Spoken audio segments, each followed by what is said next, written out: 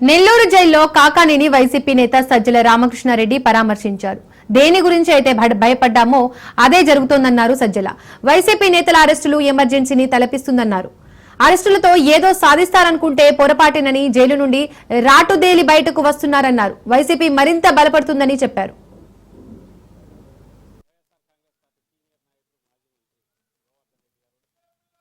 మేము వస్తే red book రాజ్యాంగం ఉంటుంది, రెడ్ బుక్ పాలన ఉంటుంది. ఏదో మాటలు చెప్తున్నా అనుకున్నాం కానీ దాని పర్యవసానాలు వచ్చినప్పటి నుంచి వాళ్ళు మొత్తం అన్ని వ్యవస్థలను భ్రష్టు పట్టించి, ముఖ్యంగా పోలీసు, రెడ్ బుక్ రాజ్యాంగం అంటే ఎట్లుంటుంది, ప్రజాస్వామ్య దేశంలో ఒక రాష్ట్రంలో ఎట్లా ఇంప్లిమెంట్ చేయగలరు, వరుస పెట్టి తప్పుడు కేసులు పెట్టడం ద్వారా ఆచరణలో చూపిస్తుంది. వైఎస్ఆర్ కాంగ్రెస్ పార్టీ సీనియర్ నాయకుడు మాజీ మంత్రి గోవర్ధన్ రెడ్డి గారు కూడా ఈ మధ్య గురయ్యారు. అంటే ఏదైనా కేసులో ఆధారాలుంటే దాని మీద ఎంతవరకైనా పోవచ్చు. కల్పిత కథలన్నీ కలపడం, ఓ స్క్రీన్ ప్లే తయారు చేయడం, పాత్రలు సృష్టించడం, వాళ్ళ ఎల్లో మీడియాలో ఒక వారం 10 రోజులు, నెల రోజులు నడపడం, ఆ తర్వాత వాళ్ళని ఎక్కడో పట్టుకొని కన్ఫెషన్ రాసుకోవడం, ఆ తర్వాత దానికి సంబంధించి ఏదో సెక్షన్లు పెట్టి ఎఫ్ఐఆర్ తయారు చేయడం, అది 10 ఏళ్ల క్రితందో 5 ఏళ్ల క్రితందో ఎప్పుడైనా సరే ఆ కాగితాలన్నీ పెట్టేసుకుని ఈ పత్రికల్లో వచ్చినప్పటికంటే జనంలో మెదళ్లలోకి ఎక్కించిన విష ప్రచారంతో ఎక్కించినవన్నీ కథలన్నీ పట్టుకురావడం, జైల్లో వేయడం.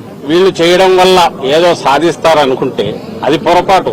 ఒక నెల రోజులో 2 నెలల్లో నాయకులను, కార్యకర్తలను, సోషల్ మీడియా యాక్టివిస్టులను జైల్లో పెట్టొచ్చు. కానీ బయటకు వచ్చేసరికి ఎలా తయారవుతున్నారంటే మరింత గట్టిగా తయారై వస్తున్నారు. వైఎస్ఆర్సీపీ మరింత బలపడుతోంది. మేము వస్తే